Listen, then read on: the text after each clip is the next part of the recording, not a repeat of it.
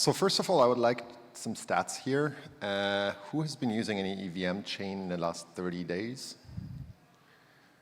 Okay, that was a mandatory arm stretching exercise. Now, how many of those people have been using exclusively their own nodes when interfacing those EVM chains? Okay, no RPC providers in the room, good.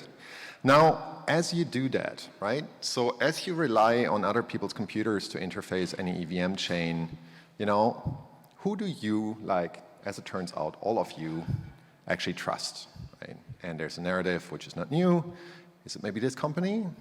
I want to be very clear that this is not meant disrespectfully. I'm very grateful that there's somebody who runs infrastructure that we all are too lazy to run ourselves.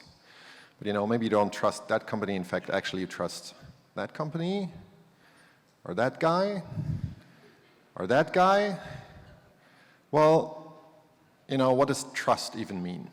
Right? So trust in this context of like, we trust in Führer, it's all evil. Like, what does that even really mean? So firstly, it means trust not to censor you. And how do we get that trust? Well, luckily, it's not that bad, right?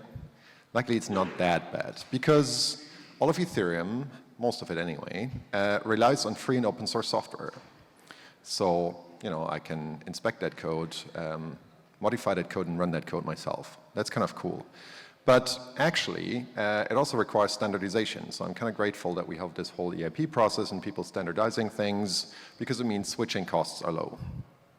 And thirdly, and we heard about it a few times already, retail hardware requirements are pretty important because it's not just, you know, one of the very experienced gentlemen that I showed before, but every one of us on their dub node at home who can run a node. That's cool. Now, secondly, is trust to deliver correct data. And that, of course, makes sense. And the obvious solution is, again, you know, run your node from home. But as we've seen, that all of us are too lazy to do that. And, you know, if we didn't change that in the first 8 years, maybe we're not going to change it in the next 8 years. There, luckily, is a solution. And that is light client verification. Again, mentioned, but I would say here in this room, can we please start using that? Also a shout out, Vitalik mentioned before Helios from A16Z Crypto. I know it's great that these big VCs push that forward, but there's another one called Kevlar.sh, yeah, run by Shresht and a bunch of his friends, which is very cool and yeah, very efficient. Now, finally, and that's the part of my talk that I would like to dive deeper in, is trust to not track your every move that you take on the Web3. And as it turns out, that is pretty broken today, and I'll go through, you know, what that means in a more broken down fashion. But basically, strong full stack privacy is a necessity because how much does it help you that nobody can, you know, technically censor you on accessing the nodes? Nobody, you know, can deliver you fake data when they one step behind you and observe over your shoulder everything that you do. Yeah, so specifically, let's look at it from, you know, kind of a layer stack approach, right? So let's start with the application layer. So we'll look briefly at tracking and other Web2 ugliness later on. So I think we have to subscribe to some values and, you know, agree that user tracking is evil. Because if we don't agree on that, a lot of the other stuff, you know, it just all breaks down. It doesn't help you if we have perfect consensus and execution layer privacy, if then on the application layer we track the hell out of users. But that being said, there's of course problems on the execution layer, right? So on-chain privacy is needed. Again, we have a bunch of these things going on. Yeah, but again, let's please use them. And then interestingly, we have P2P level leaks. And this is not just on the peer-to-peer layer of the execution layer itself, but also kind of the auxiliary tech around it, right? Solvers, builders, indexers. That's all infrastructure that is leaking information that can be tracked of individual users. And finally, of course, consensus layer. Yeah, validators are not private, and unfortunately, I know there's great movements made to a single secret leader election, but that does not really fix privacy concerns. Cool, so luckily, we're not alone, right? We have the old world, which we try to decouple from, that protects our privacy. And I think it's fair at least for half a second to acknowledge that. So we have things in us Europeans that have something called GDPR. There's, those Californians that have CCPA. But it's not just state actors. It's also corporations which, kind of self-subscribe to privacy policies. Sometimes better, sometimes worse. Lots of room for improvement there. But as this old world, admittedly, like I brought up these names of these organizations and the people running them, right? And my point is, you can enforce privacy, privacy regulations because there are identifiable individuals and corporate players which act in the space. Now, what do?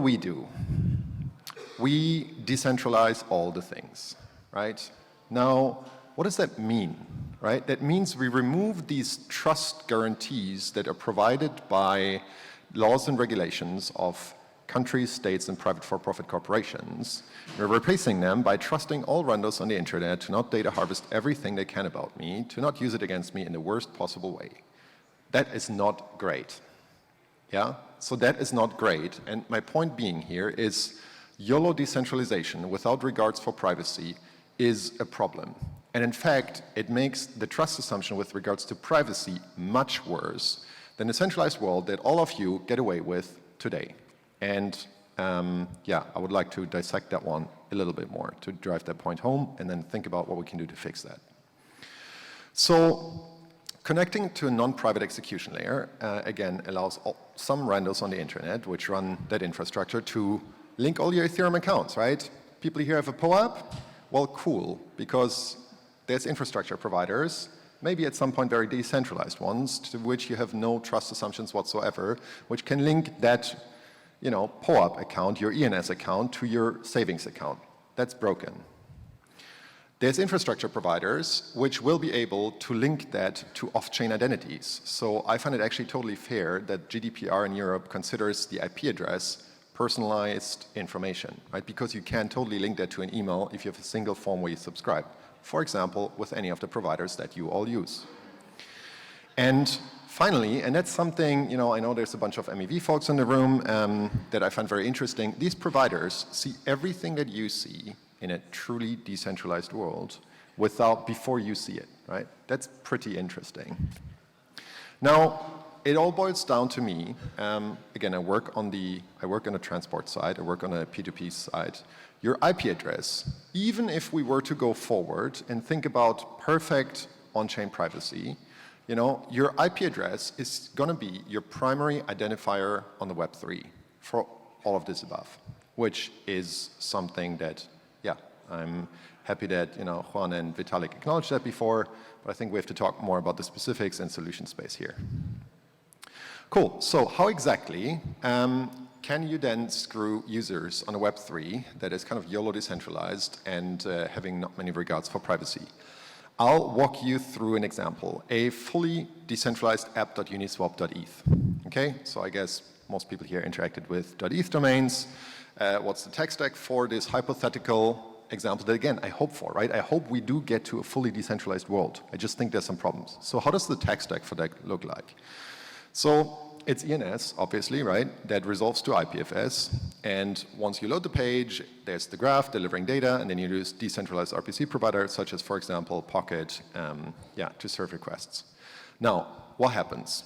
First, our malicious actor is going to run a bunch of IPFS nodes. In fact, you don't even need to run the full IPFS nodes. You just need to get exposure to the DHT. And you are identifying active users by harvesting their queries. And you're saying, okay, Sebastian, congrats. You learned that I'm accessing app.uniswap.eth. What do you get from that? Well, I prepare for my next step. I know that you are coming online, and I want to target you. So I am firing up a bunch of graph nodes. Not, and it's what a lot of people give attention, not to feed you malicious information. That's not the goal here. The goal is just to de-anonymize you and harvest data about you. And this is pretty bad, right? Because, again, on this Uniswap interface, you click that drop-down, like Vitalik showed you, and people correctly identified as Uniswap.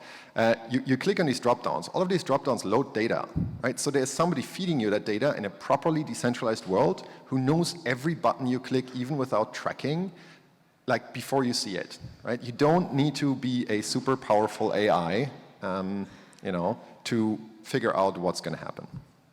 And finally, of course, you can front run the mempool. One thing that I find fun, and just wanted to mention, it's not just the transactions that you can harvest if you have access to an RPC provider, but also benign-looking things like ETH estimate gas, right? So if I know that, some guy might be very reliably sending transactions, I don't have to wait for the transaction to pop up in the mempool.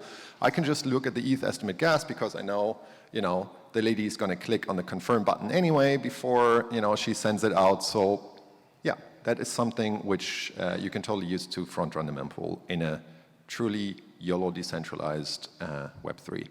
Finally, again, this is not meant in any disrespectful fashion. I know that all the mentioned projects are aware of these issues and are working towards solutions, but this is an example for what we need to consider as we decentralize all the things.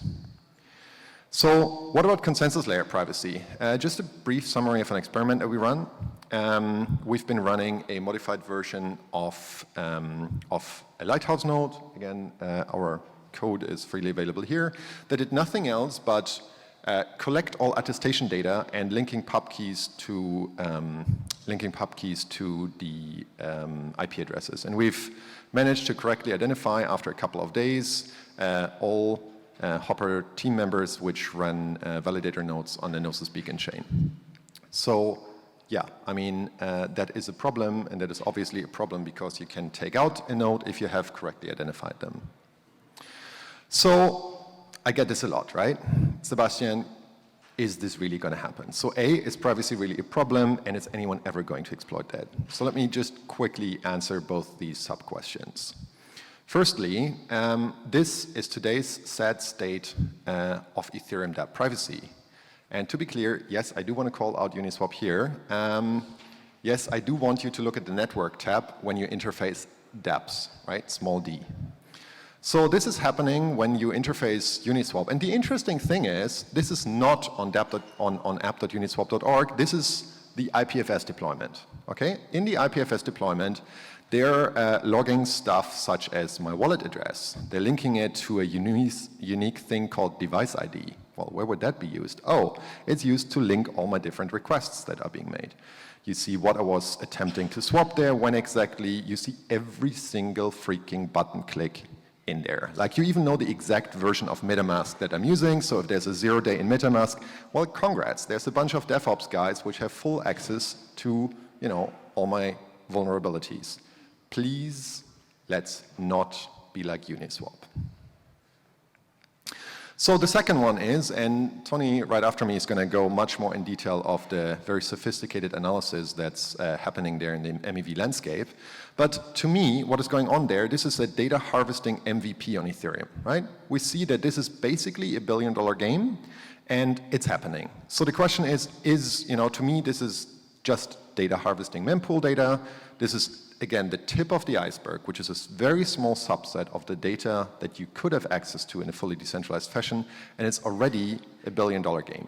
Now, there's something we have to do about that to not let that game just grow in an entirely unbounded fashion.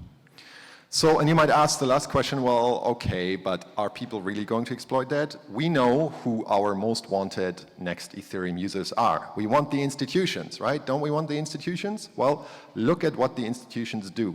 And think about the cute mempool that we are harvesting today. Isn't that very cute compared to hedge funds that are literally harvesting data of millions of people, like harvesting data off of freaking space, yeah? So you think that transport layer information is a tinfoil hat future? No, I don't think so. I think it's inevitable. We will have actors on Ethereum that will harvest all data that is available. And decentralizing things makes that way easier for those actors. Cool. So again, that was kind of my conclusion. Strong privacy tag is our primary insurance provider to prevent exploitation of every single Web3 user. And actually, we're kind of aligned there. It doesn't matter if you're talking about the individual or if you want to protect these trillion-dollar hedge funds from one another. We are aligned that we need privacy to make Ethereum a safe space to interact. And Just to wrap up, I initially showed kind of some of the issues we had on the application layer, like tracking, right? So we have to defend the core values. I know Ethereum are nice people, and it's something I personally really value and appreciate. But still, you know, we have to call out the actors which are not aligned with our values. So I take that start here today. Execution layer, on-chain privacy, right? That's cool, but use them, integrate them, and more importantly, we need support on the legal front. I know most of us are tech people, we don't like to talk to lawyers, but I know at least 2 projects on that list that came to me and said, hey Sebastian, what should we do? My team is afraid to work on privacy. This is an issue, right? We need to provide guarantees for the developers of our magic technology that they are safe to build what they're doing. Finally, P2P leaks, solvers, builders, indexers, and so on. Mixnets are great. I'm not going to shill what we're working on. I'm just going to say Hopper is a mixnet. We use that, and we specifically use that as middleware on the RPC layer. I think RPC middleware is an underappreciated building block. So I just also wanted to give a shout out. We heard, I think, also Vitalik say before, you know, how do we deal with forced inclusion? Well, I would say forced inclusion is, again, something that shouldn't happen through a user front end. This is something that should happen through an RPC wrapper, and I hope somebody works on that because I want to use something that's truly censorship resistant. And finally, consensus layers. Yes, validators are not private, and SSLI doesn't fix that, but strong privacy tag does. On the flip side, I know latency issues are hard. So that's the reason why we focused first on the RPC middleware stack, working on RPC over Hopper. And if anybody wants to support that or use that, please come to me afterwards. And with that, thank you so much. And thank you for jointly upholding the values of Ethereum. In a bear market, that's easier. Please uphold the values when a bull market is coming around. Thank you so much.